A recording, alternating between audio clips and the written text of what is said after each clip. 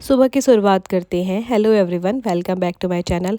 सबसे पहले सभी भगवानों को मैंने टीका लगा लिया, क्योंकि होली में सबसे पहला रंग भगवानों को ही चढ़ना चाहिए। तो सबसे पहले मैंने वही करा। उसके बाद नाश्ता वास्ता करके हम लोग निकल गए थे दिल्ली के लिए। दिल्ली हम क्यों जा रहे थे?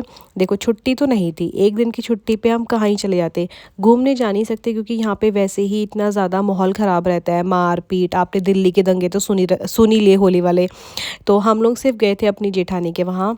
वहाँ गए, खाना वाना खाया, बातें बातें करी। तो ऐसे ही हमने अपना होली सेलिब्रेशन किया। मैंने सोचा आप लोगों के साथ एक छोटा सा व्लॉग भी शूट कर लेती हूँ और आप लोगों को भी दिखाती हूँ कि चलो दिल्ली चलते हैं। वैसे तो मैं अपने घर की होली बहुत मिस करी थी। हमारे उत्तराखंड में हल्द्वानी में इतनी अच्छी होली सेलिब्रेट करते हैं। मतलब मम्मी लोग, पापा लोग और मेरे सभी चाचा ताऊ लोग इतने अच्छे अच्छे सुंदर सुंदर होली के गीत गा रहे थे। बहुत ही अच्छे से कलर लगाते हैं वहाँ, तो बहुत ही अच्छी होली बनती है। तो घर की होली को मैं ना मिस करूँ, इसलिए मैं चली गई थी दिल्ली अपनी जेठानी के वहाँ, क्योंकि वहाँ मुझे मिलेगा घर का खाना और खूब सारी बातें और उनके गार्डन को देखने का मौका। तो इसीलिए मैंने डिसाइड किया कि हम जाएंगे दिल्ली। मैंने गाड़ी में ही मेकअप कर लिया था। मेकअप भी क्या करा था, लोशन और सनस्क्रीम और लिपस्टिक वगैरह लगाई थी और एक प्यारा सा सिंपल सा सूट पहन लिया था, क्योंकि कोई कलर वलर ऐसे लगाने वाला तो नहीं था। और दिल्ली ना मैंने पहली बार ऐसा देखा कि इतनी शांत है, कोई ट्रैफिक नहीं है, हर जगह पुलिस वाले लगे हैं, क्योंकि होली वाले दिन यहाँ पे दंगे और मारपीट बहुत हो जाती है। लोग पी खा के कहीं पड़े हैं, कहीं कुछ है। तो माहौल बिगड़े ना, इसलिए हर जगह पुलिस लगी थी और कहीं भी कुछ ट्रैफिक नहीं था। तो हम लोग मस्त आई गेस 35 से 40 मिनट में दिल्ली पहुंच गए थे। उससे पहले मैं मेरे अपने जो ताम झाम है ना, वो भी साथ साथ चले थे। पैर हाथ में लोशन लगाना, क्योंकि पैर ना फटे फटे लगते हैं, बड़े बेकार से लगते हैं। और ब्रेकफास्ट करके मैं आई थी, उसके बावजूद भी मुझे भूख लग गई थी। तो सबसे पहले हमने वहाँ जाके पहले तो खूब सारी गप्पे मारी यार, और गुजिया खाई।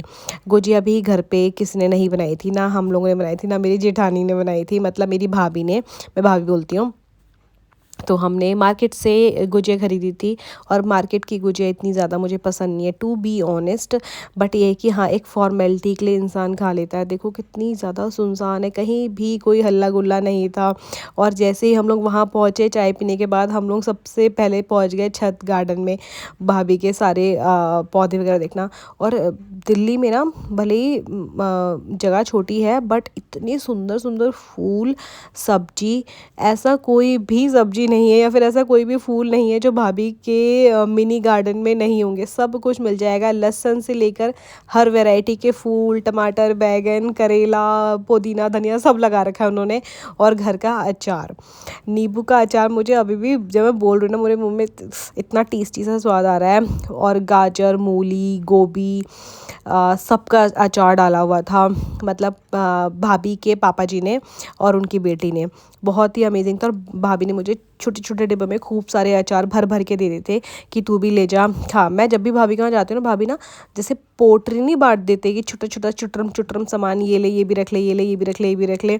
तो मैं और भाभी किचन में मस्त गप्पे मारते मारते सामान भी पैक कर रहे थे और बातें भी करते थे इधर उधर की, अच्छा कैसा चल रहा है, ये चल रहा है, वो चल रहा है। फिर मैं उनसे कुछ ना कुछ पूछती रहती हूँ।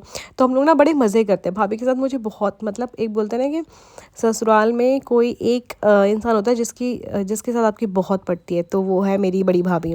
मतलब मेरी जो तीनों ही बड़ी भाभियाँ हैं, दो बड़ी भाभी के साथ तो मेरी बहुत ही अमेजिंग पड़ती है। मतलब लगता ही नहीं कि वो मेरे ससुराल साइड के। मैं उनके साथ इतनी हंसी मजाक करती हूँ, बहुत ही मज़ा आता है।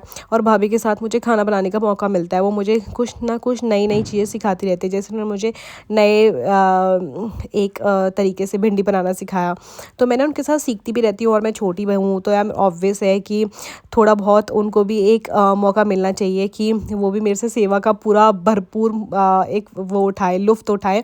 बट वैसा नहीं करती, वो बहुत ही काम करती है। मतलब एक इंसान होता है कि यार चलो यार बैठ जाओ, रिलैक्स कर लो, दूसरा इंसान आया नहीं, उन्होंने काम करना है तो करना ही है।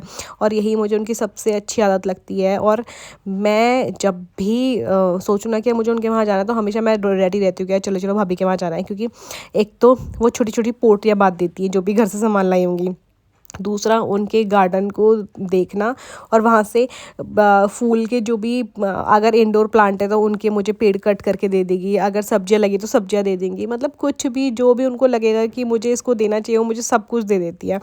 तो इसीलिए मुझे उनके वहाँ जाना बहुत अच्छा लगता है और मुझे ना ऐसे पैम्पर वाली फीलिंग आती है। तो दिन मेरा बहुत अच्छा गया था, मतलब हमने होली के दिन कलर वलर कुछ नहीं लगाए थे, फिर भी होली सेलिब्रेशन बहुत ही अच्छा रहा। और हम लोग वैसे तो 3 4 5 बजे निकलने वाले थे कि चलो वापस आ जाएंगे, बट फिर हम लोग डिनर करके ही आए क्योंकि भाभी हमें नहीं जाने देती हैं।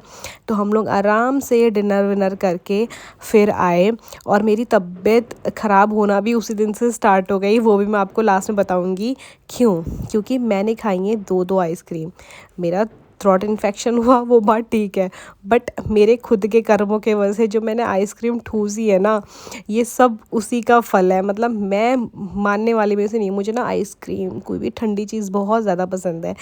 तो अभी के मौसम में ये सब चीज़ें अवॉइड करिए और अगर व्लॉग पसंद आए तो खूब सारा लाइक करना।